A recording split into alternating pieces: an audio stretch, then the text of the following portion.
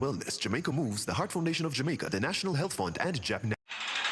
The following is brought to you by MOCA, the major organized crime and anti-corruption agency with kind support of NIA and USAID.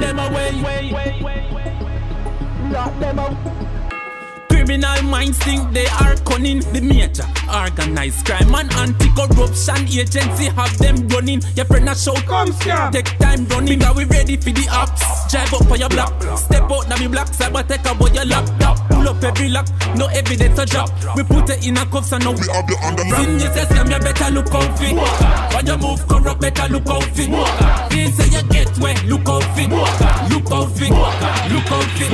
From you say scam, you better look out for. When you move corrupt, better look out for. Feel so you get wet, look out for.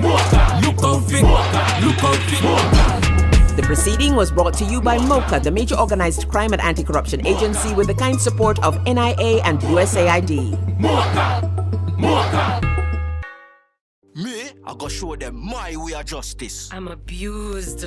I need legal advice. I don't deserve this. The truth of the matter is, justice there for all of we. The Ministry of Justice has trained more than 5,600 persons in restorative justice practices. More than 200,000 victims have been supported by the victim services. Legal aid has reached thousands island-wide. Make we talk it out, not fight it out. Call 888 Justice today.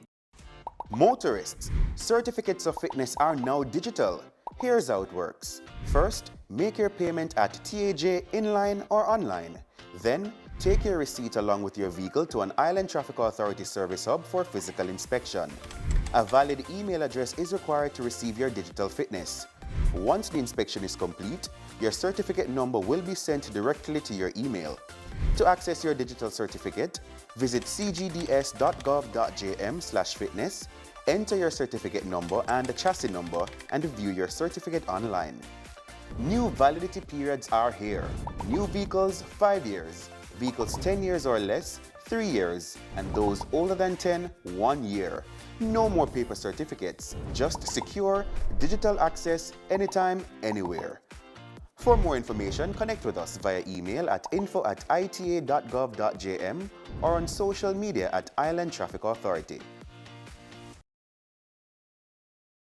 So who keeps our taxpayer money in check? Well, the PAC and PAAC help watch over the country's budget. And one might sound like it just have an extra A, but they're way different.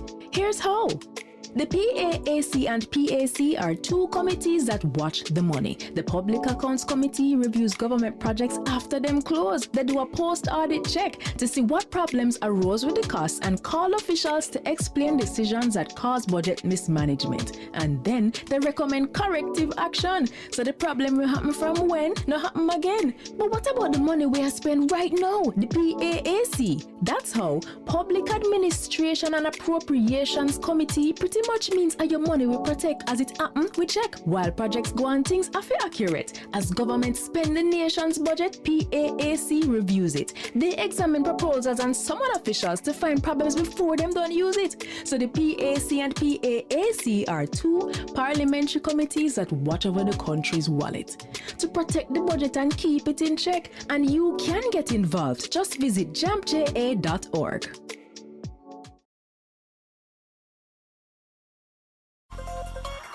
Motorists, as Minister of Justice, I appeal to you, obey the road code, pay your ticket on time, and only go to court if the ticket is being contested. Close to 80% of matters coming to the parish courts are for traffic breaches. Let's work together to make our roads safe and ease the burden on our courts. Cook it up and make we steam it.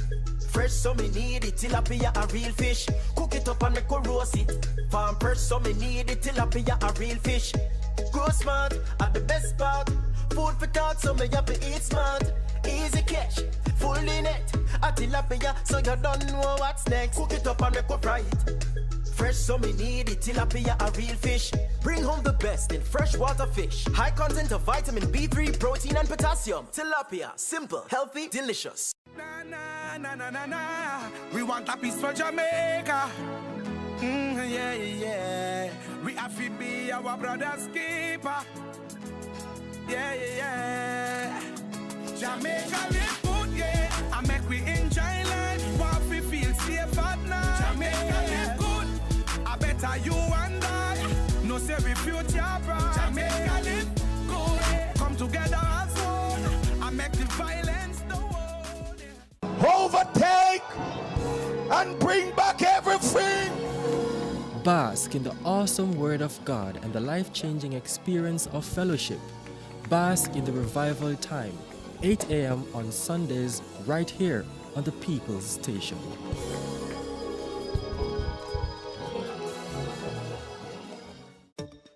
Each year, the Jamaican Parliament approves billions in tax dollars to buy goods and services for Jamaicans. Awarding contracts to private companies to provide public goods and services is called public procurement, and it is a major hotspot for corruption. Can citizens spot the red flags in public procurement and help the government protect our taxes? Yes, they can. And here are 6 to watch for. Direct contracting. When contracts are frequently awarded to one supplier without other companies competing to offer a better price and quality, we usually end up paying more and getting less. Contract splintering. Big projects need big money and higher level approvals. But if the contract is cut up into smaller ones, it won't need external approval from offices like the Public Procurement Commission or Cabinet. This makes it easier for contracts to avoid additional scrutiny. Timing of advertisements. Contracts advertised during distracting periods like the holidays can result in less competition and a really strong advantage for the favored company. Like Christmas time, work slows down and companies are less attentive to business opportunities. Emergency contracting. Claiming emergencies allows officials to legally bypass normal procurement rules, making it easier to award contracts to favored companies. Contract timing. Contracts awarded just before or after election can be payback for campaign support and not based on what Jamaicans really need. Collusion. And what if penalties are not enforced when work is poorly done? This could be a contractor and public official working together for private benefit. And if it is, this is collusion. These flags do not prove corruption, but they trigger questions that citizens must ask. So mind your business, Jamaica. Visit the JAMP Procurement Tracker to monitor government contracts. If you spot these flags, use our ATI tool to ask questions and demand accountability. We want a piece for Jamaica. Yo, what are you? We have to be. Oh, man, none of that. No, brother, no, man, mash up that. You see you ever play ref? Dirty game, yeah, but like a bad game. No, I said, person who come from, brother, I want to live good, man. I want to live good, brethren. No shake hand, I can play like a bad, brethren. Really have to shake hand? Yeah, man, and no badness, brethren. Just live good, man. Come together as one. I make the violence done.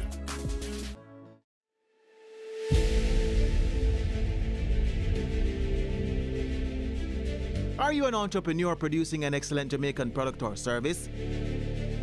Did you know you can earn hard currency and more significant returns by exporting? Contact the Ministry of Industry, Investment and Commerce to help propel your business along the export lane. Everything you can produce, the Jamaicans overseas want it.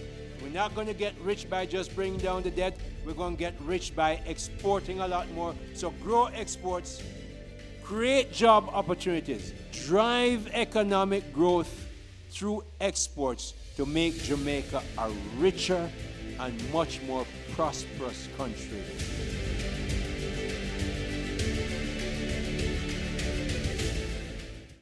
Do your part to prevent mosquito breeding. Mosquitoes will breed in any container that holds water. Tightly cover water storage containers such as drums, barrels, buckets and tanks. If this cannot be done, pour cooking oil on the water surface. Punch holes in all tins, plastics and beverage boxes to prevent the collection of water before disposal. Cover all tires or fill with dirt to prevent water collection. Scrub all vases once per week to remove mosquito eggs. Use mosquito repellents to protect yourself from mosquito bites. Dispose of garbage properly by placing in plastic bags and securing properly to prevent water collection. A message from the Ministry of Health and Wellness. Dengue is ordinarily a mild disease, persons may get are fever, headache, joint, and muscle pains. The illness is often resolved through rest and adequate hydration along with paracetamol to treat the accompanying fever. However, on occasions, the illness can progress to severe dengue, which can result in organ failure, bleeding, and severe fluid depletion that can lead to shock and even death. Therefore, it is important for persons who are experiencing fever, vomiting, severe abdominal pain, bleeding under the skin, feeling very weak, or getting confused to seek immediate attention. Let us work together to protect ourselves against dengue. Jamaica Eye is part of an island-wide network of camera surveillance systems designed to increase the safety of you, our citizens. If you have a camera system outside your home or office facing a public space, log on to jamaicai.gov.jm today. Jamaica Eye, we're all connected. The Ministry of National Security, creating a safer and prosperous Jamaica. The following is brought to you by the Office of the Prime Minister. To fight crime and violence in your country, your government has invested over $9.7 billion into national security systems. This includes the construction and renovation of dozens of police stations, the acquisition of critical security equipment such as patrol vessels and police vehicles, the recruitment and training of more police officers, and the build-out of the Jamaica Defense Force.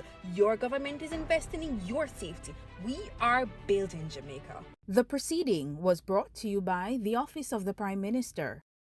The following is brought to you by the Office of the Prime Minister. Jamaica is changing right before our very eyes. Across the island, billions are being invested into our road networks, from farm and community roads to major roads and highways.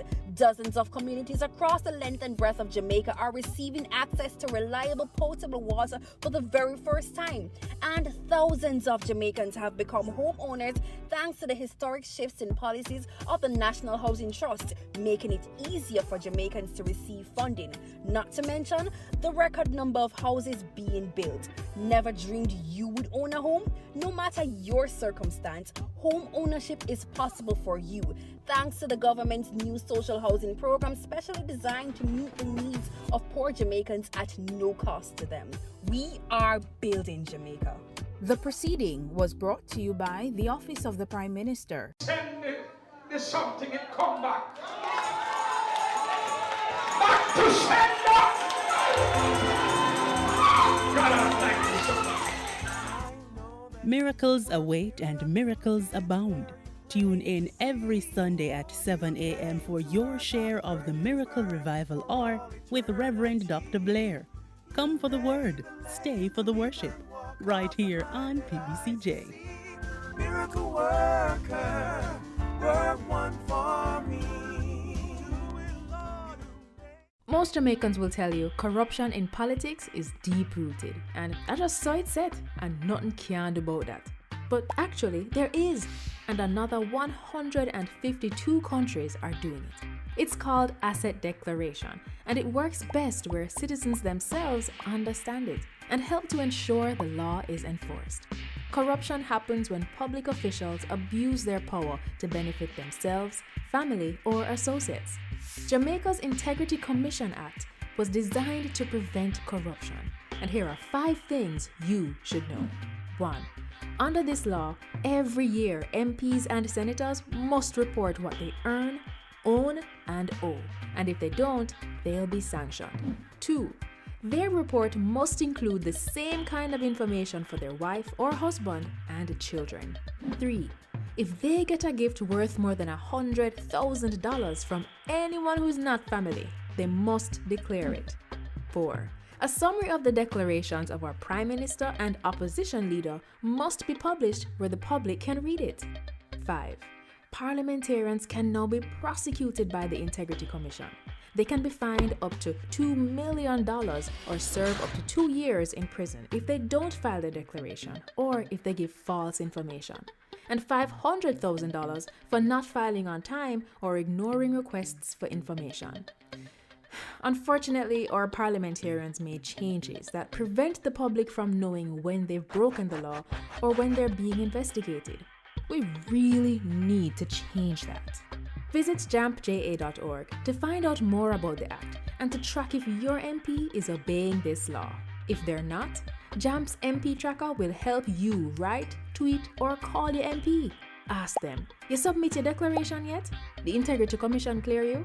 Let's help the Parliament stay honest. A message from the Jamaica Accountability Meter Portal, funded by the European Union and the Inter-American Development Bank in partnership with the Private Sector Organization of Jamaica. The following is brought to you by the Office of the Prime Minister. Your government is empowering you through education, training, and development. That is why we have removed all fees for every Jamaican accessing training through the Heart NSTA Trust. So, whatever you desire training in, food and hospitality, beauty and cosmetology, housekeeping and hotel management, welding, carpentry, masonry, or any of the dozens of programs Heart offers, you can enroll completely free and change your life. We are building Jamaica. The proceeding was brought to you by the Office of the Prime Minister. What can a little germs do?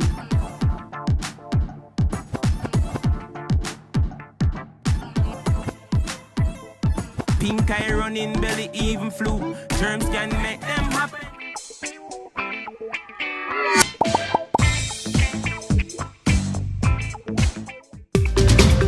It is another post-cabinet press briefing, and today is Wednesday, June 24. And it's a really good day when you see the two ministers that we have with us this morning. And so it's a pleasure for me to have in the audience today and our guests, the Honorable Edmund Bartlett, our Minister of Tourism, the best tourism minister anywhere in the world. And it's always such a wonderful honor to have him here this morning. Also, the Honorable Matthew Samuda, Minister of Water, Environment and Climate Change, Mr. Climate Change himself, leading the global movement towards climate change. He is a world leader in that sense. And so it's good to have both of them here. We're off to a little bit of a late start. And I tell you a little bit about our cabinet. So we usually have a little meeting before post-cab starts. And this morning, Minister Samuda and I were able to be sitting at the feet of Minister Bartlett, and he was giving us a political history class and helping us to understand politics, how we got here, what we need to do going forward as a country. That's the nature of our cabinet. And that's why I'm always, feel so privileged to be a part of this group. You have those who've been there for a while and who have led so wonderfully here and around the world, taking the time to help to direct us who are newer at this game. And so that was really very wonderful this morning, and so that's why we are late. We were getting schooled. Also, I have to acknowledge the others who are here, Dr. Kassan Troop, Permanent Secretary, and I'm sorry, other ministers, the best ministry, the Ministry of Education, Skills, Youth, and Information.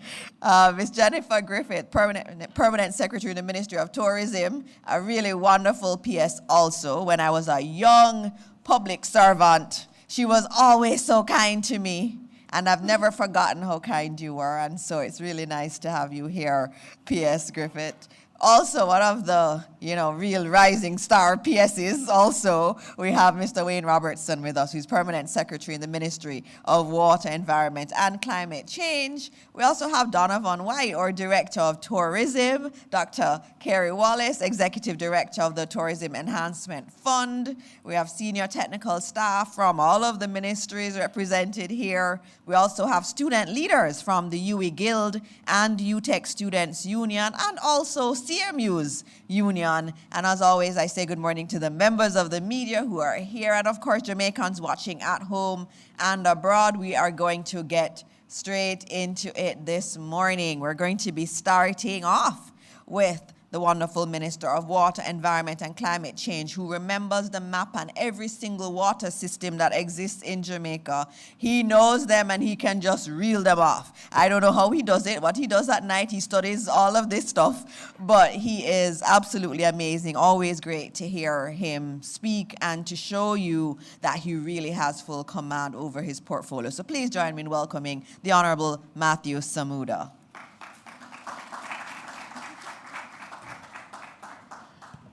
Thank you, colleague Minister, the Honorable Dixon. It's also a pleasure to join a colleague, friend, mentor in Minister Ed Bartlett, and of course, welcome to PS's heads of agencies, team members. It's a good collection you have here this morning, Minister Dixon, of very solid public servants who do yeoman service for Jamaica. This morning, I'm here with PS Wayne Robertson to officially update the country that Jamaica has been selected to host the Our Oceans Conference, the 13th edition of same, in Montego Bay in 2029. We are likely to host it in June, final date to be announced. Now, for those who may not be familiar with what the Our Oceans Conference is, it is the largest conference that deals with ocean protection and the blue economy outside of the UN Ocean Conference. We expect at a minimum to host in Jamaica in excess of 5,000 delegates. We would expect no less than a dozen world leaders and approximately 50 delegations which would be led at the ministerial level. This is a major event that establishes Jamaica's thought leadership on the issue of marine protection and the issue of developing a sustainable blue economy. It validates a lot of the work that Jamaica has been doing in tourism, in fisheries, in shipping and logistics, and of course our work in environmental protection. But why Montego Bay?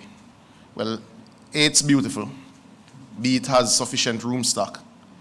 Additionally, it also has the convention center. But why Montego Bay for an Oceans Conference? Well, for those of you who are not familiar with it, the UN Law of the Sea was actually accepted and came into being in Montego Bay. So Montego Bay, Jamaica, has always been the center of ocean governance, and we are re-establish it as such in 2029. There will be significant updates that will come over the period.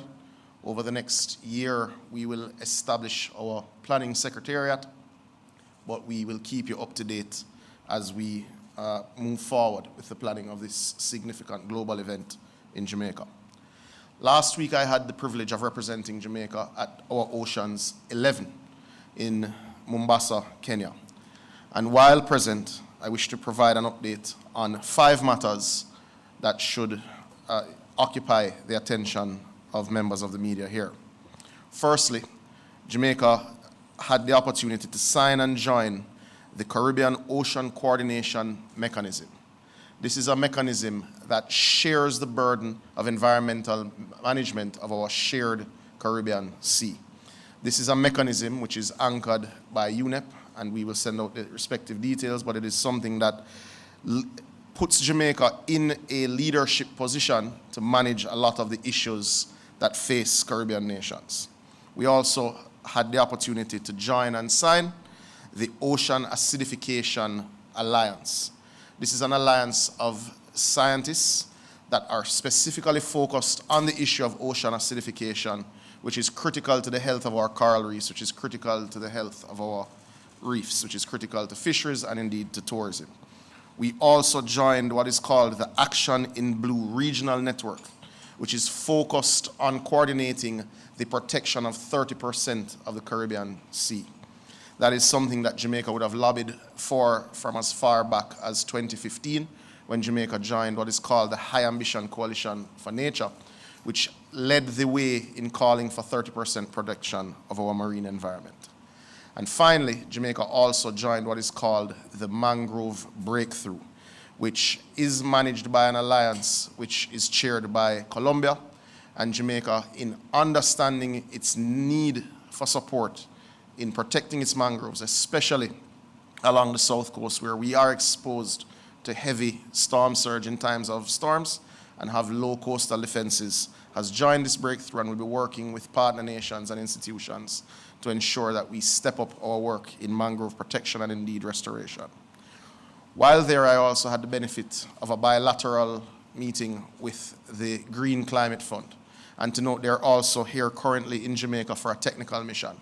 And while there, it was announced that Jamaica was approved for an additional $2.1 million US grant being managed by the 5Cs, which is the CARICOM unit that manages climate change, to assist Jamaica with getting projects ready for submission for significant grant funding.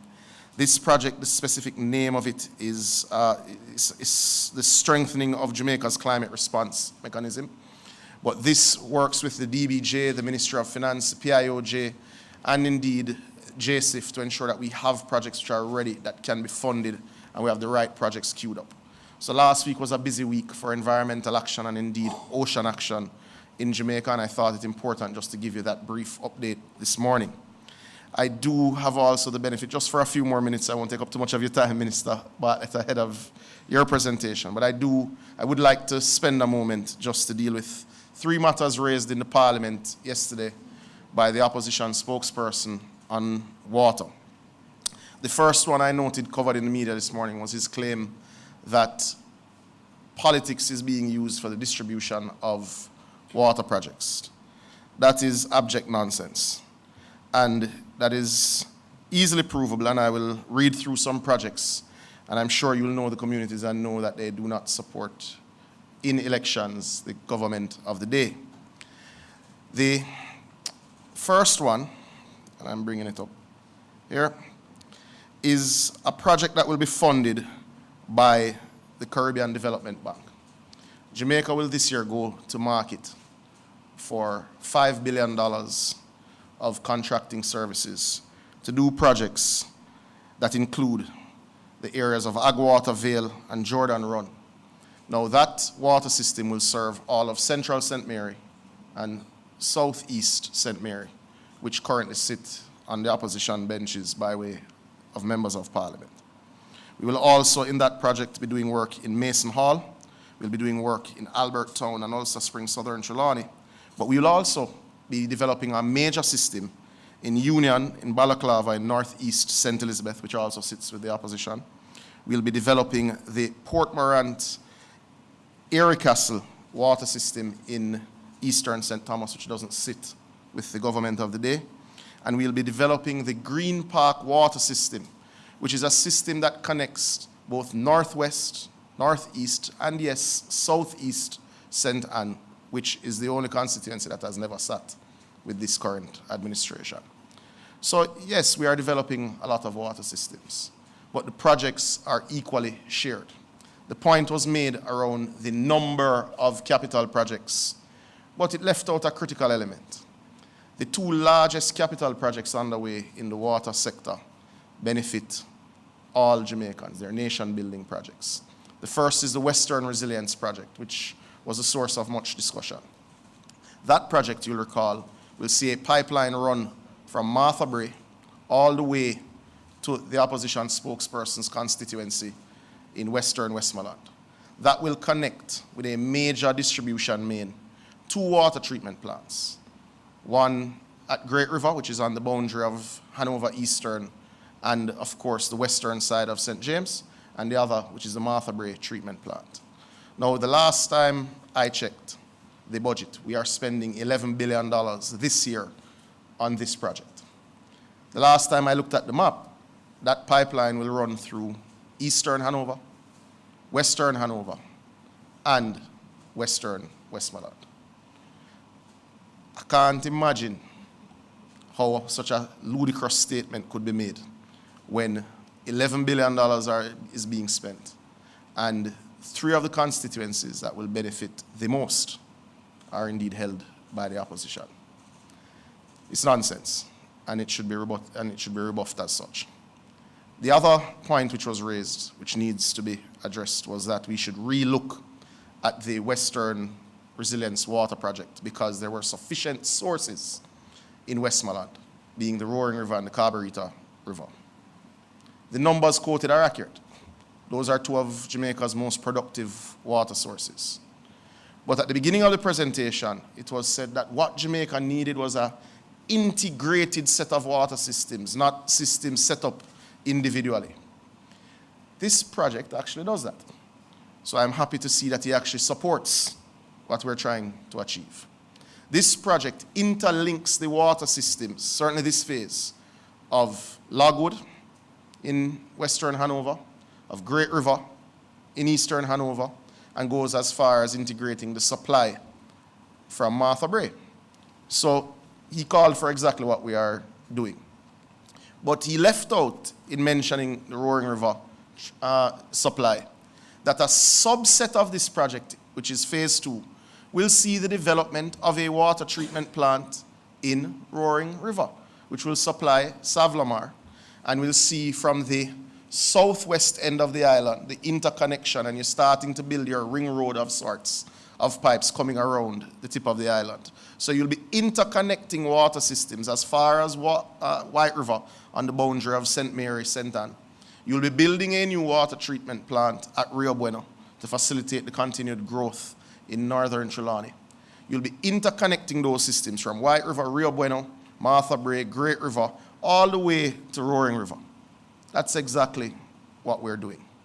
The population currently and level of industrial activity, whether service-based in tourism or for development, would not justify an additional water treatment plant at the Carburetor River.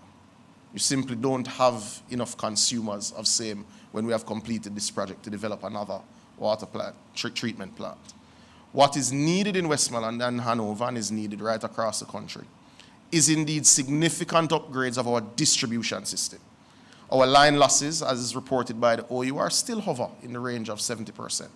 It is why, as I have announced here on multiple occasions, we have gone to market for a national non-revenue water partner. And the World Bank is consulting with us on this project and assisting with the evaluation of our bidders. And we expect to appoint a contractor later this year. So no, the project does not need further review.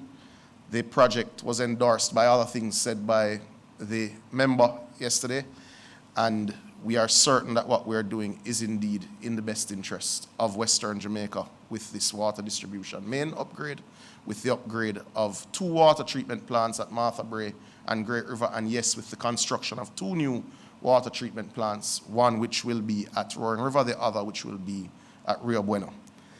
The final point that I'm addressing this morning was a call for the merger of NWC, NIC, Rural Water Supply Limited, and the Water Resources Authority. I would encourage anyone reporting on this to take a glance at the legislation associated with the NWC and the legislation associated with the Water Resources Authority. If you understand the function of the Water Resources Authority, you understand that it is both a monitoring agency from a scientific perspective that evaluates the health of our water sources, but it's also a regulator. I am at pains to understand how a regulator could merge with a utility. If you figure it out, I would be happy to have a discussion with you, because it is simply not possible from my understanding. The other issue to be understood is that the NIC is in charge of irrigation. It distributes water through canals, untreated water. Merging an institution that is in charge of potable water and wastewater management with an institution that is in charge of distributing untreated water creates its own hazards, and there are models of failure in other countries, which is the reason why Jamaica has kept them apart. The other entity is Rural Water Supply Limited. Rural Water Supply Limited, from your understanding, is the engineering core that is responsible for social water in this country, meaning it develops water systems that are then handed over to the municipalities that have no intent, no possibility of cost recovery. Meaning you build water catchment systems in districts that are outside of the utility footprint, or in some cases cannot afford to connect to the utility and pay a fee, so that you facilitate water access as this country has committed to providing to all of its citizens. So it is not a utility. If you figure out how to merge them, I'm open to the discussion. But I think the call was hollow and lacked intellectual rigor. Ladies and gentlemen, those are my brief remarks this morning. And if there are any questions from members of the media, they can reach out to me and my team, and we'll respond throughout the course of the day. I do have to leave. And of course, I hate leaving when Minister Bartlett is presenting, so I'll be watching on YouTube. Thank you, Minister. Thank you. Thank you very much, Minister Samuda. And for the young people who are here, You understand why I love having him. He's a very good minister. He understands his portfolio very well, and he can articulate it really, really well, and he can counter what others have to say in terms of critique. And that's really what you want to have in a minister, someone with that kind of intellectual rigor. And I guess we all learned it from the next guest that we have, the one that we are so, so happy about having here at PostCab. His role is not a domestic role. His role is to bring the tourists to Jamaica. And he has done fantastic at that. So he's all over the world selling this country. And for me, it's an honor to be able to introduce him here at Post Cabinet so that he can talk to Jamaica again about all the wonderful things that he and his team have been doing. So please welcome the Honorable Ed Bartlett.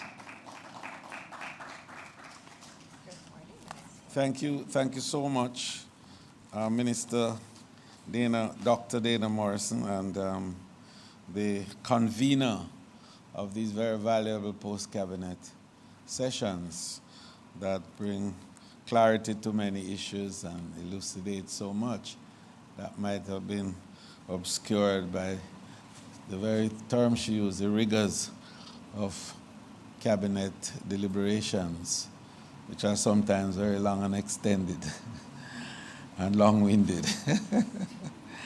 But very committed to the purpose. And indeed, one thing we can assure is that the cabinet spends an enormous amount of time and effort and energy to ensure that we get it right. I want to thank you for the opportunity to speak further on the presentation that I made yesterday with regards to the tourism economy that we are creating and the structures that are critical to enabling a tourism economy to emerge, relating primarily to the human capital development necessities, the physical infrastructure that is required in terms of enabling carrying capacity to secure that when visitors do come to the island, they feel safe, secure, and the process of their movement around the island is as seamless as possible.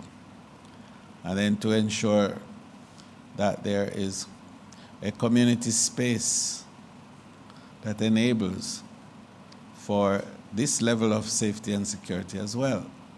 And how do we build out, what kind of architecture is required to build out the community spaces, and how do we enable communities themselves to become deeply ingrained in the tourism value chain to ensure that the retention of the earnings of tourism are in the economy in full and certainly reflected in the communities by way of their own enrichment.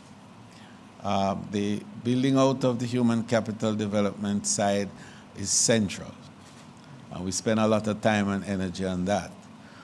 We recognize that tourism, by its very nature, does have a high quotient of unskilled, semi-skilled labor, so that the workforce, the current workforce of tourism, tend to reflect the lower value-added end of the remuneration structure. And what do we do to change that?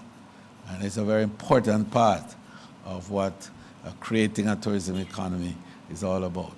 And to do that is based on two critical things. One, to create merit within a system of meritocracy, to enable the worker to be sufficiently qualified, certified, and competent, so that that level of certification can result in classification and then remuneration in relation to classification.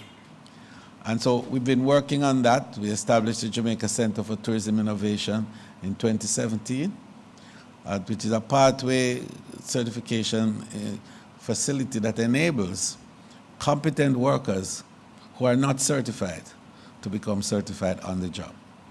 And we've linked with the American Hotel and Lodging Institute and the American Culinary Foundation to enable the quality of those certifications to be able to have mobility, and not just portability, but also mobility, to enable our workers to move from any part of the world with stackable credentials so that they can stand on their own and be remunerated accordingly.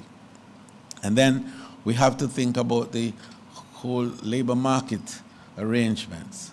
And how do we influence that to change the way that people feel about their jobs in the industry, how secure they feel, how committed they are, and the level of confidence and trust that they will have.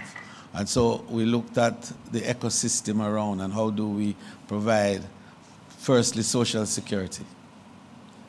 And we developed a world-class, one-of-a-kind tourism workers' pension scheme. And in 2.5 years, we have had 10,548 members, and we are now tipping 6 billion Jamaican dollars in savings by the workers.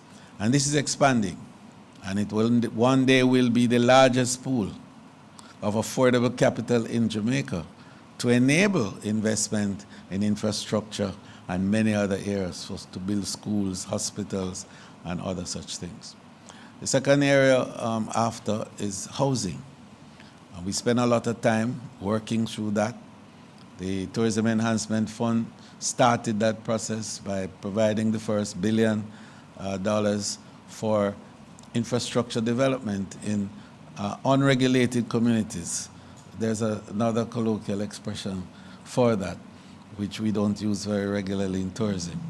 It's a S word, and we don't use it very much. But these are communities where the occupants and the personnel within those areas are workers of the tourism industry. But the conditions under which they live are inimical to a better appreciation of the palatial settings within which they work. And so we had to create some opportunity to bring the two closer together. And so we started out with Bel Air in St. Anne and White Hall, thanks, in Negril, and Grange Pen in St. James.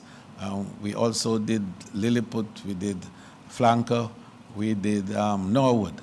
And all those areas we went in, first of all, to create a better road network, and in some instances, water supplies and electricity.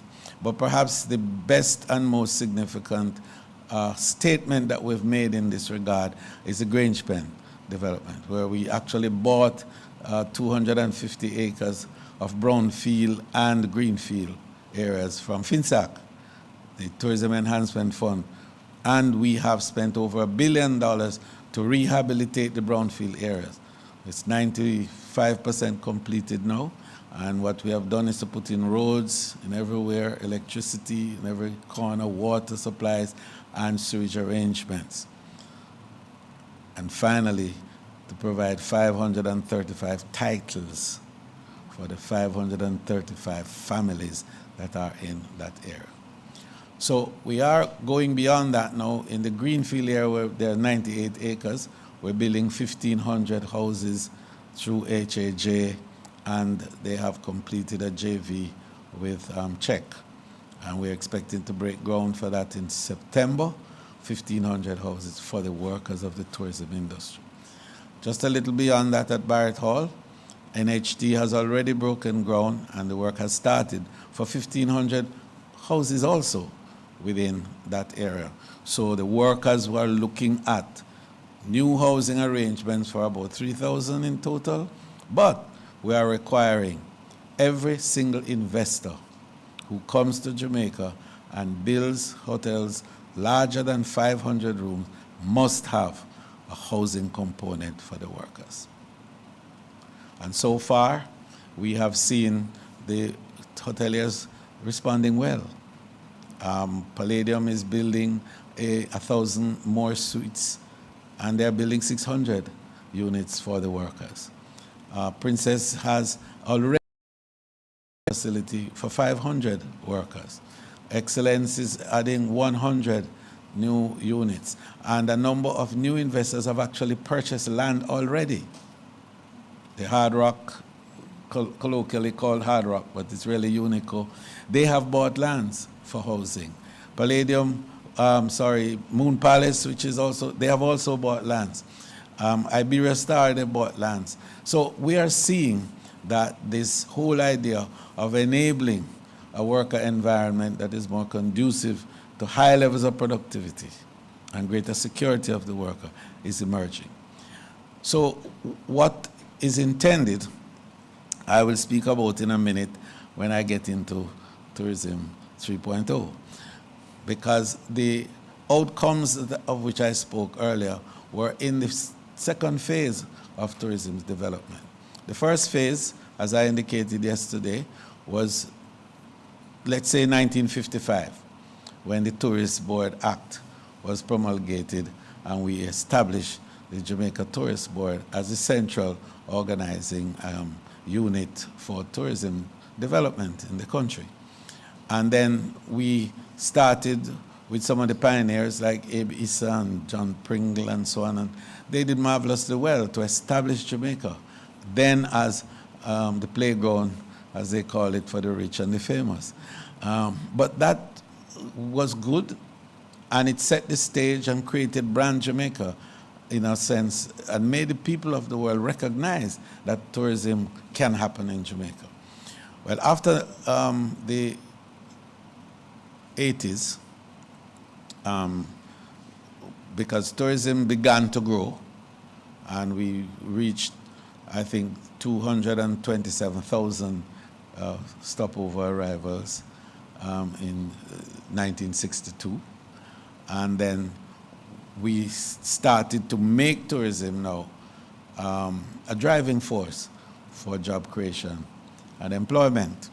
But we had a setback in the 70s, and that whole process was derailed a bit.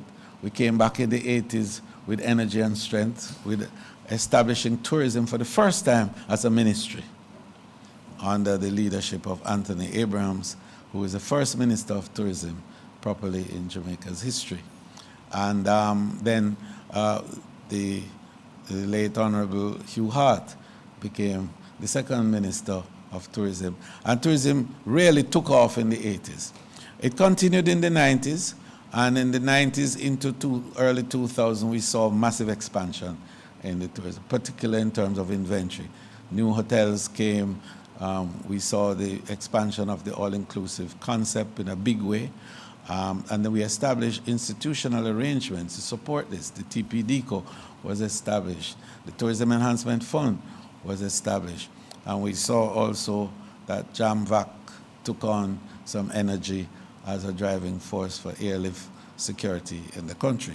So all of that took us into an era when we established KPIs like 5 by 5 by 5, and that we achieved in the main, notwithstanding the disruptions of COVID, which brought tourism to zero, and we grew after that exponentially, and then came Beryl, and then now Melissa, and with all of those disruptions, plus the geopolitical disruptions that are around, wars and other types of health disruptions that we've had, notwithstanding that, we made $4.7 billion US in earnings, 4.3 million in visitor arrival within that period of 5 years. So that we have become a 4 billion destination. But the time has come for us to move beyond that. And that segment we called Tourism 2.0. The time has come now for us to move into another space. We have 20,000 new rooms to be built over the next 10 years. We've actually started the construction of that already.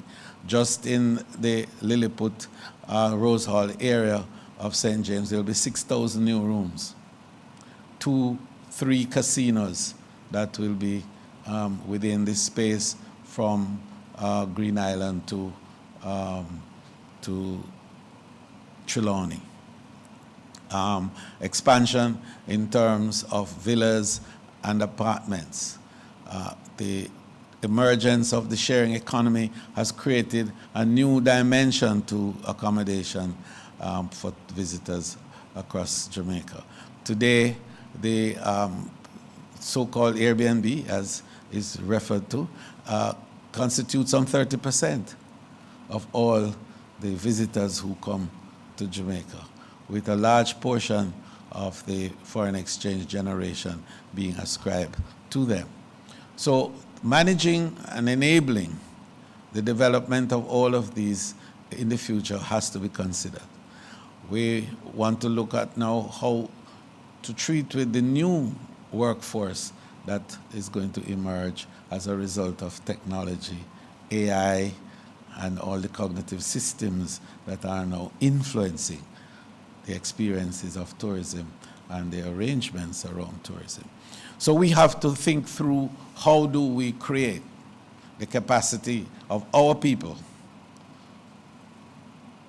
to respond to these new developments, and not just that, but to grow and to enable the economic development of our country. And so Tourism 3.0 seeks to bring all of that into focus under a new set of KPIs of 10 by 10 by 10, meaning to achieve 10 million visitors, earn $10 billion over the next 10 years. And because we did 5 by 5 by 5, we think we have the credibility to go to 10 by 10 by 10, because we have now the inventory that will allow for that. The airlift arrangements have been phenomenal in terms of how Jamaica has become connected with destinations all around. We are now looking at new markets. We're diversifying extensively. The South America has become a very, very powerful new frontier for tourism for us.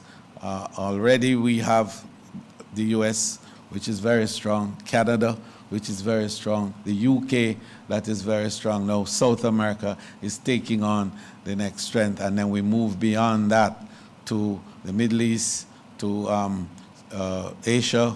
India in particular has an enormous capacity for tourism, outbound tourism. We see that they have over 100 million middle class now capable of moving around, and they spend.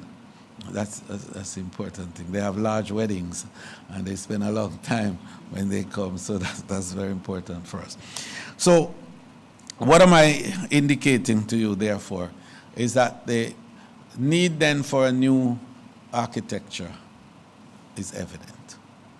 And that is going to be realized by some 10 pillars that we have established.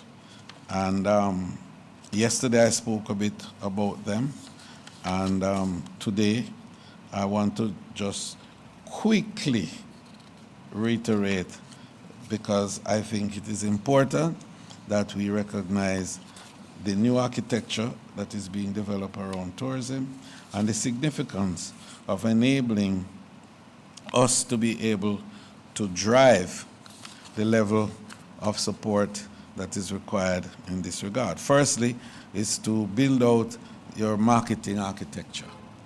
Marketing is our business. That's what we do. And that the Jamaica Tourist Board is fully responsible for. And Donovan and his team have gone out to create the frame for that already. I mentioned to you about South America, about India, about the Middle East, and also about Eastern Europe. Eastern Europe is a big area that we have to look at. So market diversification is the number one pillar. The second is cruise access and visitor conversion.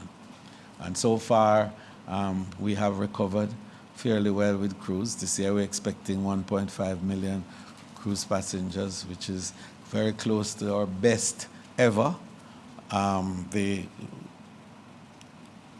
discussions, and I say no more than that for this time, the discussion with our partners is angling towards a cruise expansion and development in Jamaica that will be unprecedented. And when I mentioned the 10 by 10, cruise is going to play a big role in enabling that 10 million visitors to come to Jamaica. We'll have more to say on that. Then the issue of maritime tourism is going to be very seriously engaged by us. With NARA, we plan to build out Lucy as the maritime tourism center with pleasure boats and yachting, and very extensive work is being done on that. The MAJ, Maritime Association of Jamaica, Authority of Jamaica, sorry, is working with us in terms of that build-out. The third one is destination upgrading and climate resilient infrastructure. And here we are focusing on our townships, building out beach attractions, public spaces, drainage, signage, sanitation, lighting, digital system, environmental assets, and also to ensure that the towns, we're working with NARA in this regard, and they're going to play a big role, NARA, in enabling the product, the tourism product, to take on a new life. And one of the big things that we're trying to do is to move the tourism assets further inland for resilience, so that we'll be building more in parishes. We will be identifying what are the special assets in each parish, and then to build out the capabilities in those parishes to be able to attract more visitors, so that the coastlines are going to be as low density tourism as possible. We have already missed the boat in part with that, with the mega structures that we have, particularly along the north coast. But certainly the south coast, which is a new frontier for development, will see less density and more activity in the inner parishes and the rural communities. The fourth pillar will be the establishment of the local first and economic retention. Now, local first is the principle of enabling capacity of our people, Jamaicans, to drive the supply side of tourism and to strengthen their ownership of the industry. The current situation is where the equity balance is something like 70-30 in favor of foreign investment. Tourism 3.0 envisages a 60-40 distribution, so that at least 40% own locally. And if we own 40% of a $10 billion US dollar activity, you understand where we're going in terms of the retention of the tourism dollar in our space. The local first policy is now being finalized. The cabinet has already approved the concept notes and given instruction for, is it the green or white paper, PS? For the policy development to be done, and that Minister Tova Hamilton is responsible for completing that. She's going to be doing extensive consultation with stakeholders across the island to ensure that this policy embraces all of our key players and does provide the basis for the capacity building of our local is critical. because we talk about importing and stop importing. But we can't stop importing if we don't have the capacity to supply. And we have not had that culture. We have a culture of samples. We have great samples, lovely samples. When we have Christmas in July, and so we see wonderful samples of products and so on. But we need to scale up our bankers into the business. The whole capital market has to converge around the building out of the supply side of tourism.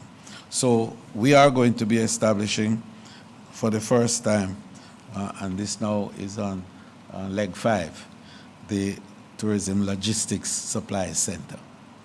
And this is going to be in a special economic zone, so that what will happen is that the local players as well as international players will have a chance to develop not just a warehousing facility for goods and services, but now to deal with procurement, to deal with packaging, to deal with freight and insurance and all that is necessary to have goods secure in Jamaica for the tourism industry, and also to be able to nearshore to other islands in the Caribbean and in the region as a whole. So in discussions with the Caribbean Tourism Organization and the IDB and some of our international partners, there is an understanding that the need for logistics supplies center is not just a Jamaican need, it's a regional need. And Jamaica has been asked to spearhead that, and I'm chairing the subcommittee, the ministerial subcommittee on the supply side for tourism in the region, and already it is agreed that the first logistics center will be established here in Jamaica in our special economic zone. So we're excited about that as a prospect. What it will do is to bring agriculture and manufacturing and the whole industrial side, creative industries and so on, all together, so that we can provide the supplies that is needed, reducing the leakage of foreign exchange generated by tourism, not just in Jamaica, but in the region. The sixth one, of course, is the future-ready worker and human capital development. I spoke extensively about that earlier on, so I just want you to know that it is the sixth pillar. The seventh pillar,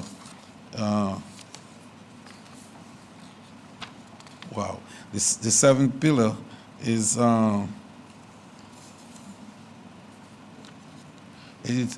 technology.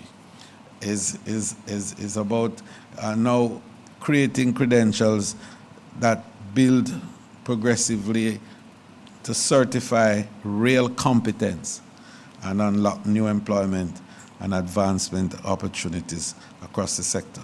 The objective is not technology for technology's sake, as we said. The objective is to better service, stronger confidence, and higher employability and greater upward mobility for the Jamaican workers. Our housekeepers, for example, must know that technology can improve workflow and safety. That concierge must know that AI can support faster information, but cannot replace the warm Jamaican hospitality. We want our workers and our partners all to be conversant with the cognitive systems, to manipulate them and to utilize them for greater efficiencies, so that Jamaica's tourism can be, those three S's again, safe, secure, and seamless. One of the things that we've led the region in technology is access to our ports of call, where we are the first country in the Caribbean to have facial recognition at the airport. And in addition to all of that, we have these e-gates that allow for seamlessness as you move through.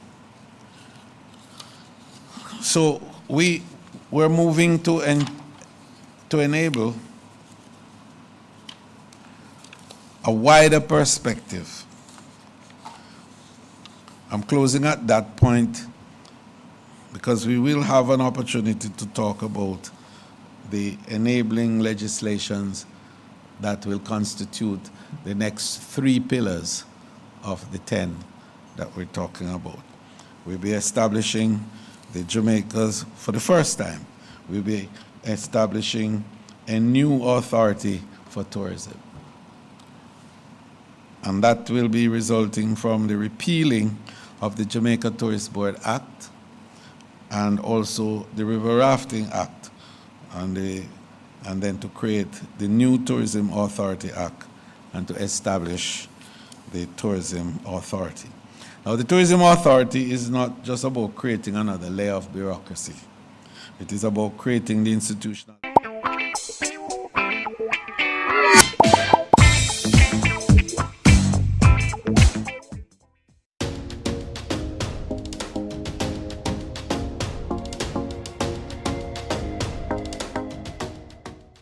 And our hearts to the correct and wise provisions that are required to help our children.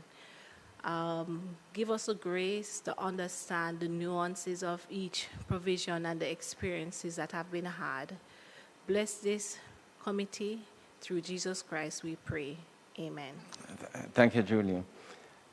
We only have one apology for absent today from Minister Dana Morris, so we're expecting most members to be in attendance during the course of the day. Quite a few members I've spoken to, they will be here shortly. And I think we have 2 members on line. I think Senator Donna Scott Motley and Senator Shireen Golden Campbell. Okay, so we do have a quorum. There are 5 members. Well, first of all, we took a break, and, you know, my hope is that we will be able to meet today and tomorrow. But I don't know if we had circulated to members of the House, and not many people indicated that they'll be able to be here